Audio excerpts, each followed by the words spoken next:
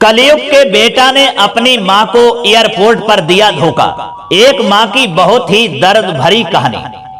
जय श्री कृष्णा मित्रों, स्वागत है आप सभी दर्शक बंधुओं का पुनः हमारे YouTube चैनल दर्पण ज्ञान गंगा में। प्रिय दोस्तों, किसी ने कमाल की बात कही है कि जिसको देखो वो सजा देता है, दोस्त बनकर के दगा देता है। एक माँ बाप का दिल है इस दुनिया में, वरना मुफ्त में दुआ कौन देता है। मित्रों, ये कहानी एक माँ की दुख भरी कहानी है, जिस कहानी में बताया गया है कि एक माँ का बेटा अपनी माँ को विदेश लेने के लिए घर पर आता है। मकान सारी दौलत को बिकवा करके अपनी माँ को एयरपोर्ट पर ले जाता है और फिर उसी दौलत को लेकर के माँ के लिए एयरपोर्ट पर छोड़ देता है और सीधे विदेश के लिए प्रस्थान कर जाता है। अब उस माँ के जीवन में दुख के अलावा कुछ बचता ही नहीं है। मित्रों, ये कहानी बहुत ही एक माँ की दर्द भरी कहानी है। आपसे निवेदन है कि आप इस कहानी के लिए शुरू से अंत तक सुनिएगा। और यदि आप हमारे चैनल पर नए दर्शक बंधु बनकर के आए हैं, आपने अभी तक हमारा चैनल सब्सक्राइब नहीं किया है मित्रों, तो आपसे प्रार्थना है कि आप हमारे चैनल को भी सब्सक्राइब जरूर कर लीजिएगा और बेल आइकन घंटी को भी अवश्य दबा दीजिएगा। तो चलिए मित्रों, बिना विलंब करते हुए गौर करते हैं इस माँ की एक दर्द भरी कहानी की ओर। प्रिय दोस्तों, एक समय की बात है, किसी शहर में दो दंपति रहा करते थे, यानी दो पति पत्नी रहा करते थे। उनके एक ही बेटा था और कोई भी संतान नहीं थी। पति जो था वो नौकरी किया करता था, प्राइवेट नौकरी किया करता था, जिससे उसकी जीविका चला करती थी। और उसी नौकरी से ही उसने एक अच्छा सा मकान भी शहर में बना रखा था। बड़े आनंद से उन तीन प्राणियों का जीवन कट रहा था। दोस्तों, कहते हैं ना कि जब वक्त की मार आती है तो उससे कोई बच नहीं पाता है। एक ऐसा अंधेरा, एक ऐसा दुख उस स्त्री के जीवन में आया कि जो उसका पति था उसका देहांत हो गया और वह इस दुनिया को छोड़ करके हमेशा के लिए चला गया। वह सुहागिन स्त्री एक विधवा स्त्री के रूप में बदल गई और उसके जीवन में अब अंधेरा ही अंधेरा दिख रहा था। उसने विचार किया, क्या मैं भी पति के साथ ही इस दुनिया को छोड़ करके चली जाऊं। फिर उसने अपने बच्चे की ओर देखा कि हमारा एक बच्चा है।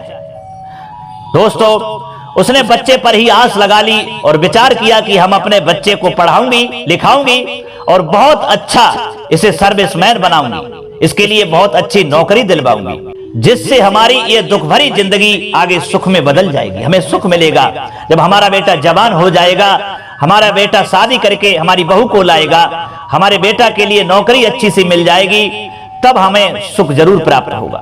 दोस्तों, ये विचार करने के बाद में वे विधवा औरत अपने बच्चे की अच्छी तरीका से देखभाल करने लगी, उसकी परवरिश करने लगी और उसे पढ़ाने लिखाने लगी।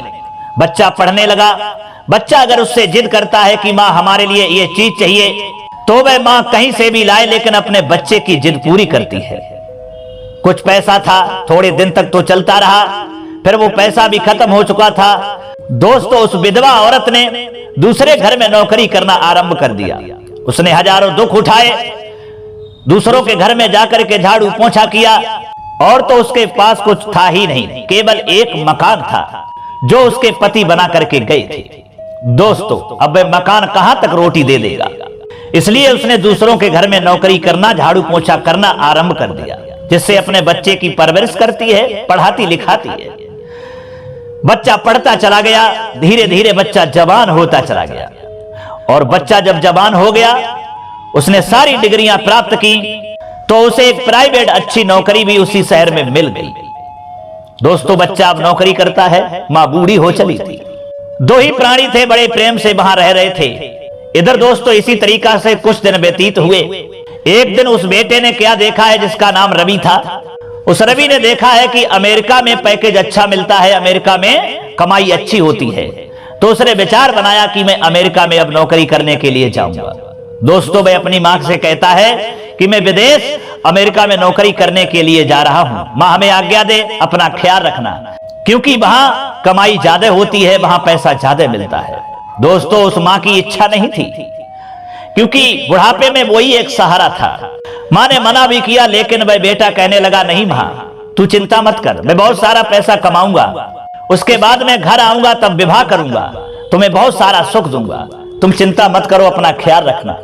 दोस्तों, मां से आज्ञा लेने के बाद में भाई बेटा जो था विदेश अमेरिका में नौकरी करने के लिए चला जाता है। वहां नौकरी करता है, बहुत सारा पैसा कमाता है। दोस्तों, इधर क्या हुआ, भाई अपनी मां के लिए फोन करना भी भूल गया, उसकी हाल खबर लेना भी भूल गया, इतना वहां पैसों में पड़ गया। बहुत सारा उसने पैसा कमाया, फिर एक अच्छी सी लड़की उसे मिल जाती है और उससे उसका विवाह हो जाता है। और जब उसने विवाह कर लिया तब एक दिन उसने अपनी मां के लिए फोन लगाया। दोस्तों, मां तो इंतजार ही करती थी क्योंकि हमारे बेटे का फोन कब आ जाए। मां सोचती थी कि बेटा हमारा जब से विदेश गया है तब से हमारी हाल खबर नहीं ली है। उसने ये नहीं पूछा है कि मां तू कैसी है, दुख में है या सुख में है। प्रतिदिन इंतजार करती है कि हमारे बच्चे का कब फोन आ जाए। दोस्तों, एक दिन उसने फोन किया अपनी मां के लिए, और जैसे ही उसने अपनी मां के लिए फोन किया तब मां के लिए बताया कि हे मां, मैं तेरा बेटा रवि बोल रहा हूं। और दोस्तों, जैसे ही अपने बेटे का नाम सुना तो उसे ऐसा लगा कि जैसे मानो मेरे कानों में किसी ने अमृत घोल दिया हो। उसका हृदय प्रफुल्लित हो गया, खुशी के मारे नाचने लगी, खुशी के आंसू उसकी आंखों में झलकने लगे। और उसने पूछा कि बेटा तू कैसा है, तू जब से गया है तब से मेरी खबर सुध ही नहीं ली, कोई परेशानी तो नहीं है, कोई तुझे दुख तो नहीं है। बेटा रवि कहने लगा, नहीं मां, हमारे लिए कोई दुख नहीं है, कोई परेशानी नहीं है, तू बता तू कैसी है। तो मां कहती है, मैं ठीक हूं, आज तेरा फोन आ गया तो और ज्यादा अच्छी हो गई हूं। बेटा अपना ख्याल रखना, कब आएगा। जवाब दिया, मां तू चिंता मत कर, मैं बहुत जल्दी आऊंगा। एक मां, मैं तुझे बात बताने के लिए जा रहा था, वो भूल गया। मां कहने लगी, बेटा बताओ, जल्दी बताओ क्या बात है। तब भाई बेटा रवि कहता है कि मां मैंने विवाह कर लिया है, मैंने शादी कर ली है। दोस्तों, जैसे ही अपने ये बेटे के शब्द सुने तो उसके लिए धक्का लगा, हृदय में ये धक्का लगा। उसने विचार किया था कि मेरा बेटा मेरे घर से सेरा बांध करके जब जाएगा शादी करने के लिए तो मैं इस दुनिया को दिखाऊंगी कि हमारा बेटा आज दूल्हा बन करके इस विवाह करने के लिए जा रहा है। दोस्तों, हर माँ बाप की ये ख्वाहिश होती है, उम्मीद होती है, क्योंकि कहते हैं माँ बाप के लिए जीवन में दो ही बार बहुत खुशी होती है। पहली बार जब वह स्वयं सेरा बांध करके विवाह करने के लिए जाता है, तब उसे बहुत बड़ी प्रसन्नता होती है। और दूसरी बार जब उसकी संतान, जब उसका बेटा सेरा बांध करके दूल्हा बन करके विवाह करने के लिए जाता है, तब उन माता पिता के लिए बहुत बड़ी खुशी होती है। दो ही बार हर माँ बाप के लिए जीवन में अति खुशी होती है। उसी खुशी को सोच करके वह माँ विचार करती है कि मैंने तो सोचा था कि हमारे घर से बेटा दूल्हा बन करके जाएगा, उधर से बहू को लेकर के आएगा, लेकिन हमारे बेटा ने विदेश में ही जाकर के विवाह कर लिया। माँ कुछ बोली नहीं। तब उधर से बेटा ने जवाब दिया, माँ तू कुछ बोली नहीं, चुपचाप क्यों हो गई। जवाब दिया, नहीं बेटा, मैं चुपचाप नहीं हो गई हूं, मैं तेरी बात को सुन रही हूं। अच्छा ठीक है, तूने विवाह कर लिया, तुम दोनों लोग खुश रहना, हमारी बहू कैसी है। तब बेटा कहता है कि माँ तुम चिंता मत कर, तेरी बहू लाखों में एक है, बहुत सुंदर है। दोस्तों, अपने बेटा के ये शब्द सुनकर के माँ हंसने लगी, माँ बहुत खुश हो गई। इसके बाद में दोस्तों कुछ और बातें करता है, फिर फोन को काट देता है। दोस्तों, उस दिन के बाद में फिर उस बेटा रवि ने दोबारा फिर फोन नहीं किया। माँ फिर इंतजार करती रही कि हमारे बेटे का फोन जरूर आएगा, लेकिन उस बेटा ने फिर दोबारा फोन नहीं किया। इंतजार करते करते उस माँ को अपने बेटे के फोन का 5 साल हो गए। और 5 साल जब हो जाते हैं, 5 साल के बाद में वह बेटा फिर फोन करता है। और जब बेटा फोन करता है, माँ फोन उठाती है और कहती है कि कौन। तब बेटा उधर से जवाब देता है कि माँ क्या तू हमें भूल गई है, मैं तेरा बेटा रवि हूं। दोस्तों, उस दिन भी उस माँ के लिए ऐसा लगा कि हमारे कानों में किसी ने अमृत घोल दिया। उसका हृदय प्रफुल्लित हो गया, खुशी के आंसू झलकने लगे। जवाब दिया, बेटा 5 साल हो गए तेरा इंतजार करते करते, तू जल्दी खबर नहीं लेता है।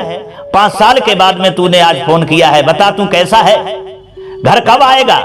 मैं प्रतिदिन तेरा इंतजार करती हूँ, तेरी राह देखती हूँ, तुझे जो खाने वाली वस्तु पसंद है मैं रोज बनाती हूँ कि पता नहीं हमारा बेटा रवि कब आ जाए और हमसे वो वस्तु खाने के लिए मांगने लग जाए, इसलिए हम रोज बनाती हूँ, लेकिन तू आता ही नहीं है।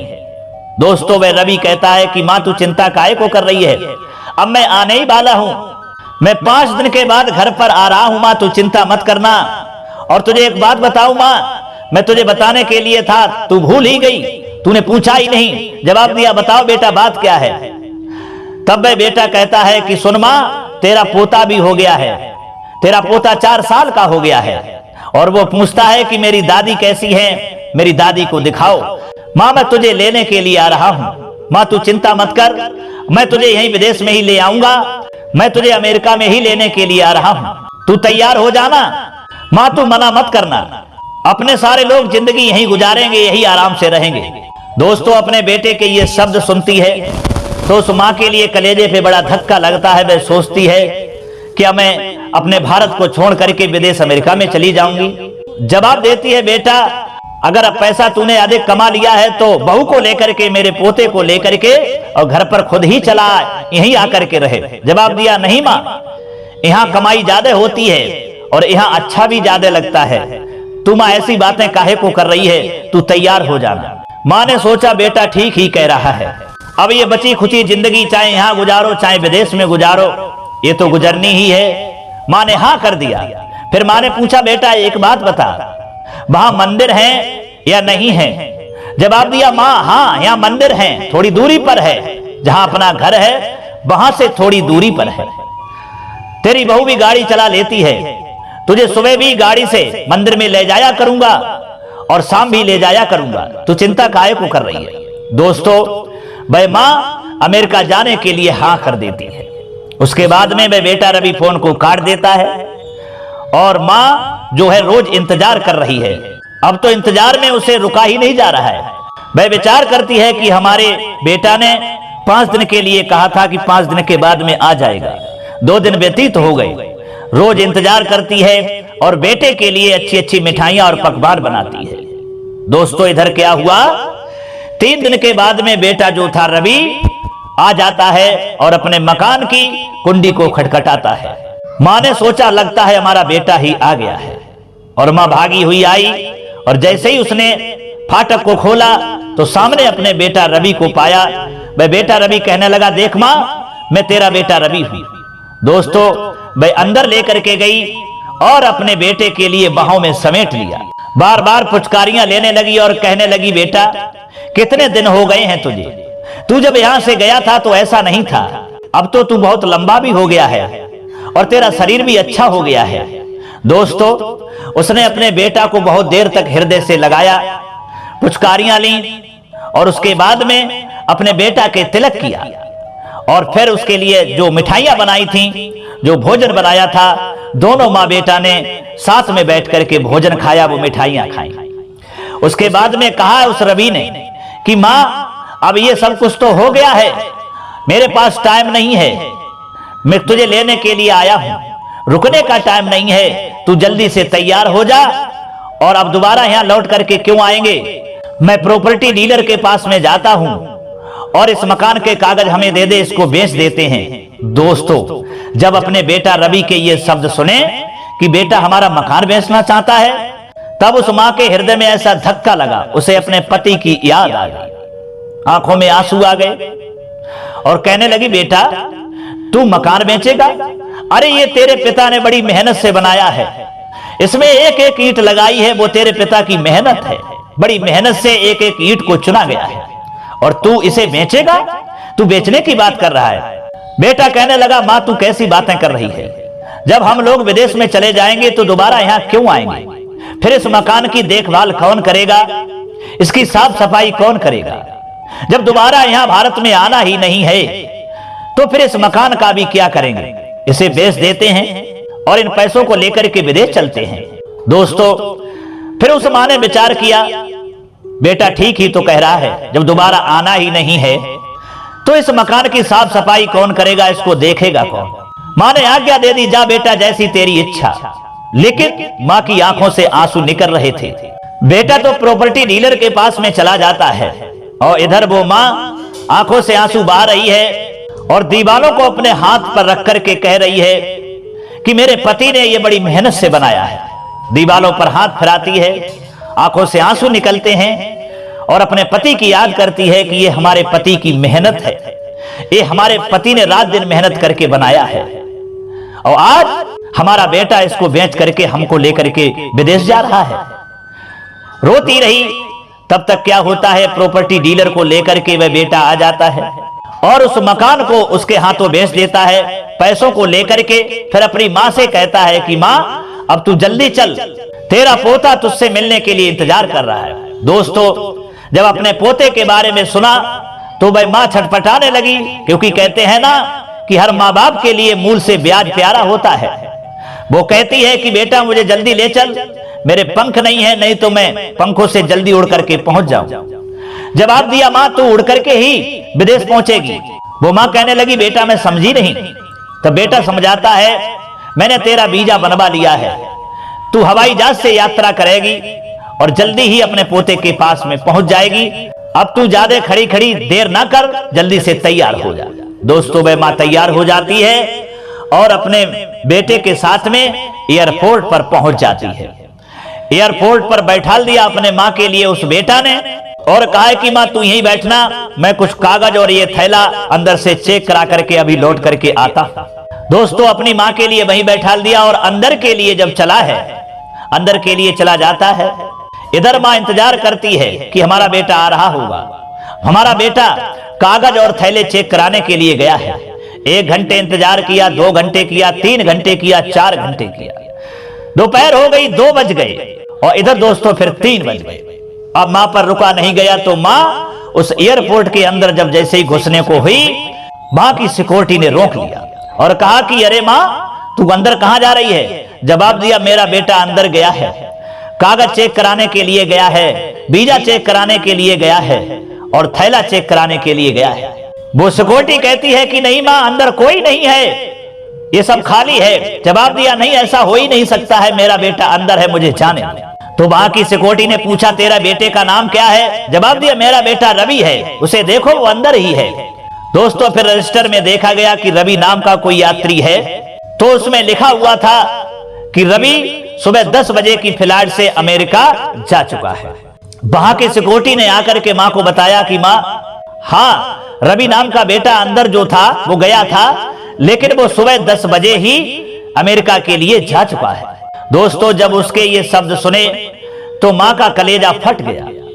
मां के कलेजे पर ऐसा धक्का लगा, ऐसी चोट लगी कि मां के आंखों से आंसू बहने लगे। मां बैठ गई और फपक फपक करके रोने लगी और सोचने लगी, बारे मेरे लाल, तू हमें धोखा देकर के एयरपोर्ट पर ही चला गया, तूने हमें कहीं का नहीं छोड़ा।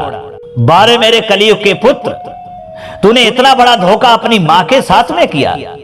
तूने हमारे पति की निशानी को भी बेच दिया, तूने मकान को भी बेच दिया और उसके सारे पैसे लेकर के विदेश चला गया, हमको भी छोड़ करके चला गया। अब मैं कहां जाऊं। दोस्तों, रोती हुई चिल्लाती हुई वह चल करके वहां अपने घर पर आती है। उसके पास पैसे नहीं थे, वो रिक्शा से आ जाती या ऑटो से आ जाती, पैदल चलती हुई अपने घर के पास में आती है। रात हो चुकी थी, घर के बाहर चबूतरा था, उस पे लेट जाती है और वहीं सो जाती है। सवेरा जब होता है तो वह बूढ़ी माँ उसी चबूतरे पर बैठी होती है और पूरे दिन वहीं रहती है। कोई पड़ोसी उसे जानता था, ला करके कुछ खाने के लिए दे देता है तो खा लेती है और उसी चबूतरे पर दिन और रात रहती है। 2-3-4 दिन तक वह मकान मालिक देखता रहा, जिसके लिए उस बेटा ने वह मकान बेचा था।